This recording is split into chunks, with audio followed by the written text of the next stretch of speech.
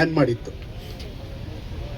ಆದರೆ ಆಮೇಲೆ ಅದನ್ನು ಬ್ಯಾನ್ನ ಲಿಫ್ಟ್ ಮಾಡಿದ್ರು. ಮಾಡೋದಕ್ಕೆ ಕಾರಣ ಏನಂದರೆ, ಈ ದಕ್ಷಿಣ ಕನ್ನಡದವರು ಇದು ನಮ್ಮ ಸಂಸ್ಕೃತಿ, ಇದು ನಮ್ಮ ಒಂದು ಜೀವನದ ಶೈಲಿ, ನಮ್ಮ ಹವಾಮಾನಕ್ಕೆ, ನಮ್ಮ ವೃತ್ತಿಗೆ ಎಲ್ಲ ಹೊಂದಿಕೊಂಡಿರುವಂಥದ್ದು. ಪ್ರಾಣಿಗಳು ಕೆಲಸ ಮಾಡಿರುತ್ತೆ ಬೇರೆ ಕಾಲದಲ್ಲಿ, ಅದಕ್ಕೂ ಈ ಒಂದು ಮೋಜು, ಇದು ಬರೀ ಮೋಜಲ್ಲ, ಇದು ಸಂಸ್ಕೃತಿಯ ಒಂದು ಭಾಗ ಅಂತ ಹೇಳಿ ಆ ಬ್ಯಾನ್ನ ಲಿಫ್ಟ್ ಮಾಡಿದ್ರು. ಸೊ ಲಿಫ್ಟ್ ಮಾಡಬೇಕಿದ್ರೆ ಒಂದು ನಿಮ್ಮ ಸಂಸ್ಕೃತಿ ಉಳಿಸ್ಕೊಳ್ಳೋಕ್ಕೆ ಅಂತ ಒಂದು, ಇನ್ನೊಂದು ಪ್ರಾಣಿಗಳಿಗೆ ವಯಲೆನ್ಸ್ ಆಗಬಾರ್ದು. ಅದಕ್ಕೆ ಅವ್ರು ಹೇಳಿದ್ದೇನು ಗೊತ್ತಾ, ನೀವು ಹೊಡಿಬಾರ್ದು, 3 ಸತಿ ಮಾತ್ರ ಹೊಡಿಬೇಕು ಅಂತ. ನೀವೇ ನೋಡಿ, 3 ಸತಿ ಹೊಡೆದು ಕಂಬಳ ಮಾಡೋಕ್ಕಾಗುತ್ತಾ? ಅದಕ್ಕೆ ನಮ್ಮ ಕಂಬಳ ಆರ್ಗನೈಸ್ ಮಾಡೋರು ಏನು ಮಾಡಿದ್ರು ಅಂದರೆ, ಕ್ಯಾಮರಾ ಎಲ್ಲ ತೆಗೆದುಬಿಟ್ಟು ಕಂಬಳ ಮಾಡೋಕ್ಕೆ ಶುರು ಮಾಡಿದ್ರು ಆಗ. ಯಾಕೆಂದರೆ ಕೋರ್ಟ್ಗೆ ಎವಿಡೆನ್ಸ್ ಬೇಕಲ್ಲ, ಅದಿಲ್ಲದೆ ಇದ್ರೆ ಅಂತ. ಆಗಲಿ ಅಂತೂ ಕಂಬಳ ಉಳಿತು. ಕಂಬಳ ಉಳಿದಿದ್ದು ನಮಗೂ ಹೆಮ್ಮೆ ಆಯಿತು. ಆದರೆ ಕಂಬಳ ಎಲ್ಲಿರಬೇಕೋ ಅಲ್ಲಿ ಉಳಿದಿದ್ದಕ್ಕೆ ಹೆಮ್ಮೆ ಆಯಿತು. ಕೋರ್ಟಿನ ಉದ್ದೇಶನೂ ಅದೇ, ನೀವು ಕಂಬಳ ಉಳಿಸ್ಕೊಳ್ಳಿ, ನಿಮ್ಮ ಸಂಸ್ಕೃತಿ ನಿಮ್ಮ ಊರಿನಲ್ಲಿ ನಡೆಸ್ಕೊಳ್ಳಿ ಅಂತ. ಹೊರಗಡೆ ಇದನ್ನು ಮಾಡೋದು ಅದರ ವ್ಯಾಪಾರೀಕರಣ, ಇದು ಖಂಡಿತ ಸಲ್ಲ. ಇದು ಸುಪ್ರೀಂ ಕೋರ್ಟ್ನ ಏನು ಆರ್ಡರ್ ಇದೆ ಅದಕ್ಕೆ ವಿರೋಧವಾಗಿರುತ್ತೆ, ಅದಕ್ಕೆ ನಮ್ಮ ವಿರೋಧನೂ ಇರುತ್ತೆ. ಯಾಕೆಂದರೆ ನಮ್ಮ ಸಂಸ್ಕೃತಿ ಇದೆ, ನಮ್ಮ ಸಂಸ್ಕೃತಿನ ನಾವು ಹೈಲೈಟ್ ಮಾಡೋಣ, ಉಳಿಸ್ಕೊಳ್ಳೋಣ. ಬೇರೆಯವ್ರದ್ದು ಅಲ್ಲಿ ಮಾಡಿಕೊಳ್ಳಿ, ಅದನ್ನು ನಾವು ಗೌರವಿಸ್ತೀವಿ, ಆ ರೀತಿ ಇರುತ್ತೆ. ಇನ್ನೊಂದು ಕಂಬಳ ಇಲ್ಲಿ ಮಾಡೋದಕ್ಕೆ ಹೊರಡೋದಕ್ಕೆ ಉದ್ದೇಶ ಏನಪ್ಪ ಅಂದರೆ, ಸರ್ಕಾರಿ ಜಮೀನು ಅಂತ ಒಂದೇ ಒಂದು ಕಾರಣ.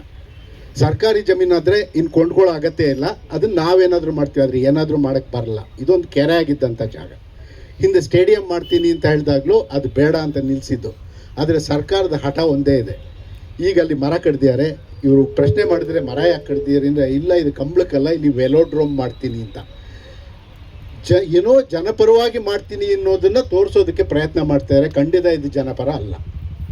ನೀವೇ ನೋಡಿ, ಒಂದು ಕಂಬಳ ಇಲ್ಲಿ ಮಾಡಬೇಕು ಅಂದರೆ 25 ಲಕ್ಷ ಲೀಟರ್ ನೀರು ಬೇಕು. ಆ ನೀರು ಎಲ್ಲಿಂದ ಬರುತ್ತೆ?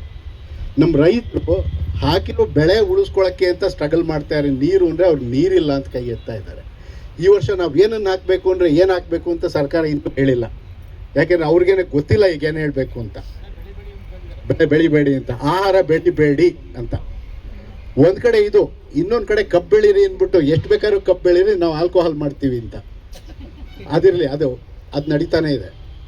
ಸೊ ನಮಗೆ ಮೈಸೂರಿನ ಪರಿಸ್ಥಿತಿ ಮತ್ತು ನಮ್ಮ ಈ ಪ್ರದೇಶದಲ್ಲಿ ತೀವ್ರ ಬರದ ಛಾಯೆ ಇದೆ.